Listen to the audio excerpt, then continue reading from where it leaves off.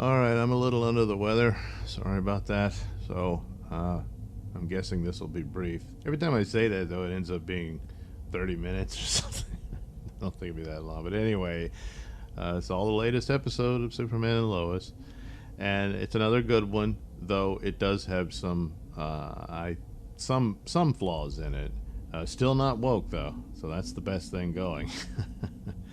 So, continuing with the overall main plot here is what Morgan Edge is up to. We pretty much know, we just don't quite know how, though more pieces are brought into place. But right off the bat, I think I'll just get to what I thought was a bit a flaw. Maybe not too much now that I think about it, but there's an incident where they need to use John Henry Irons' weapons, and it turns out Jonathan hid some in the barn. And so, when did he have time to do this? Now, he got in trouble. He snuck into Irons' RV and set off its security system where it was going to kill him until Superman showed up to save him. So, and then of course that made Lois freaked out and was mad at him and all that stuff. But when did he have time to get the weapons? Maybe did he sneak back after? Because at this point, after Superman rescuing him, and I imagine the defensive systems no longer work and all that sort of stuff, and the RV's a little fried after that. That he could have snuck back in and done that, I guess, but it's it's a little weak. And there's also just John Henry Irons himself. He left the show. I mean, I don't know if he left the show. I mean, I'm sure. I'm hoping, because I mean that's not a good way to write off his story, is that he'll return, because he's very integral to this whole story, and especially the stuff he knew, because it already happened on his world and that sort of thing. But he's just gone, and I hope it wasn't just he's there to be a setup for another series. They could probably do a Steel series and stuff like that, even though they've kind of messed up his backstory, that he's this alternate universe Steel. But anyway, so some amount of weaknesses there that crop up, but they're very minor. It's so the rest of it pretty good. And things shift around, and other things that you get closer and closer to realizing what's going on here. It's not a big reveal at the end that Morgan Edge has superpowers, but we do see it that this is Kryptonian spirits, if you will, taking possession of human beings, and then they delve into, well, why is it in Smallville? Well, a lot of this kryptonite came along with Superman's rocket ship, and it's embedded in the ground, and that's the X-kryptonite that he's so interested in. And it has these properties, but it's also important that he uses subjects from Smallville, because they've been exposed to this stuff. It's been sitting there, and some of them are more open to this process, and others aren't. He used other people, but they died. The guy who literally exploded and all this sort of stuff. So that's all good. That means they thought this through. The ultimate conclusion is that I had two theories here. That my favorite one would be that Morgan Edge is possessed by Zod, and that's what's going on.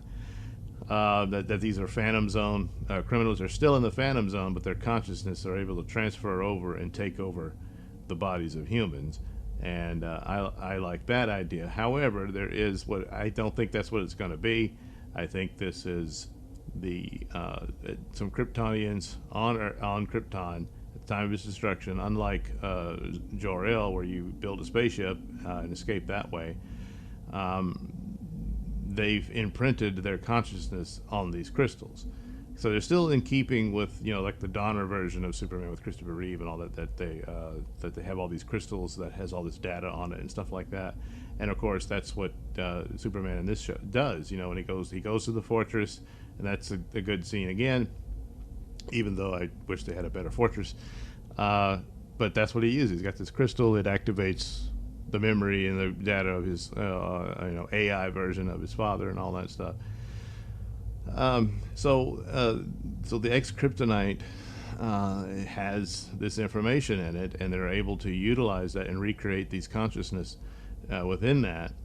And they need human hosts, but not just any human can work. It had to be these people who were living in Smallville. They grew up, and they, to some extent, where that stuff was embedded in the ground, but it still had the people that were closer to it, I guess, were good candidates to be hosts for these Kryptonian spirits, which are really just data, you know, on that sort of thing.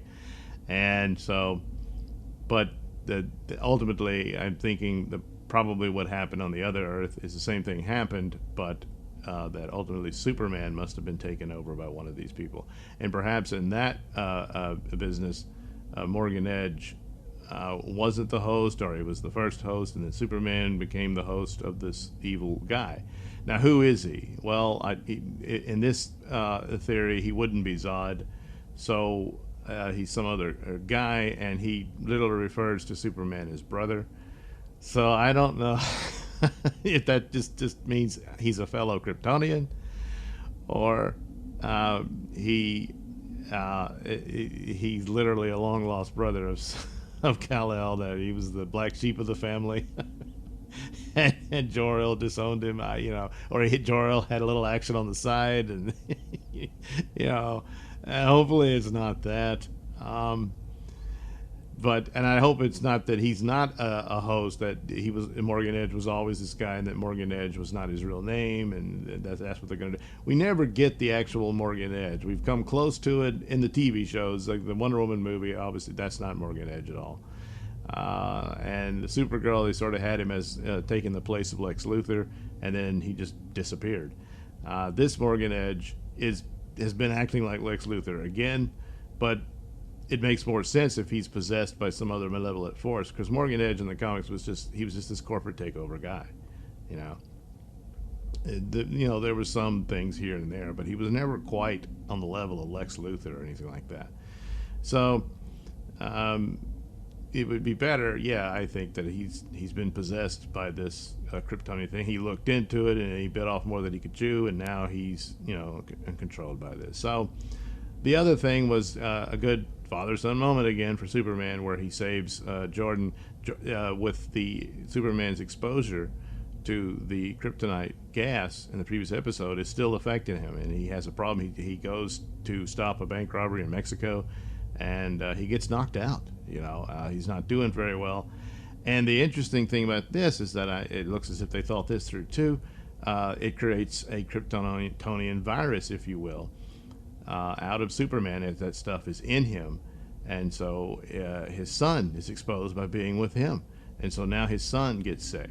The problem is he keeps sneezing, and it's cold breath. So now, and he has this embarrassing moment. He has to leave Sarah's recital that she's going to have. But this gives an opportunity for her father to redeem himself. He stands in, plays the guitar, and it's all well. But now she's mad at Jordan. And that's kind of a classic, like, Spider-Man moment for Peter Parker, You can't explain why he had to abandon her like that. But it's, he keeps sneezing and he's freezing everything. But the problem is he's starting to freeze his own lungs. So he's dying. Superman takes him to the Fortress of Solitude, and he gets blasted with heat in order to melt it and destroy the kryptonite that's in him. So the other interesting part about this, that now that it's passed from Superman into Jordan, who is half human, wouldn't that put humans at risk if it changes again? But they don't really deal with that. So, but I guess they're just going that no, it's just the kryptonite particles got to him, and that's all it is to it. So I leave it at that. But of course, finally, Kyle, Sarah's father, Lana Lang's husband, has gone through the treatment, and now he has a Kryptonian possessing him, and there's a fight. But it does reveal that there are moments when the Kryptonian consciousness is not in control, and he comes back to his normal self. He has no idea what's happened, no memory of it. They black out and that sort of thing. So, more interesting details, but the big final scene of payoff is Morgan Edge in full costume, and with a teasing line of brother.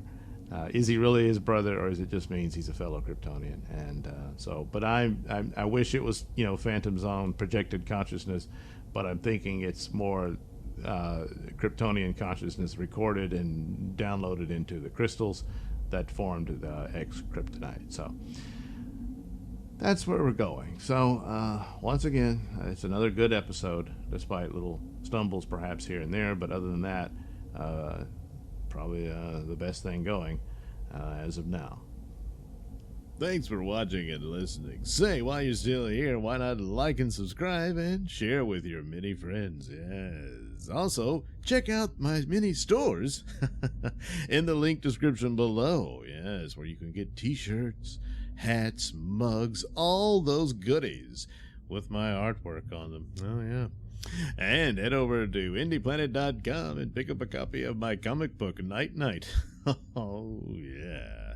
You can also catch me at my podcast, Mr Nailsin Show, on RadioMisfits.com. And you can also watch my videos on BitChute.com and now on Rumble.com. Oh, my goodness. So many places to watch me and my stuff. Oh, yeah.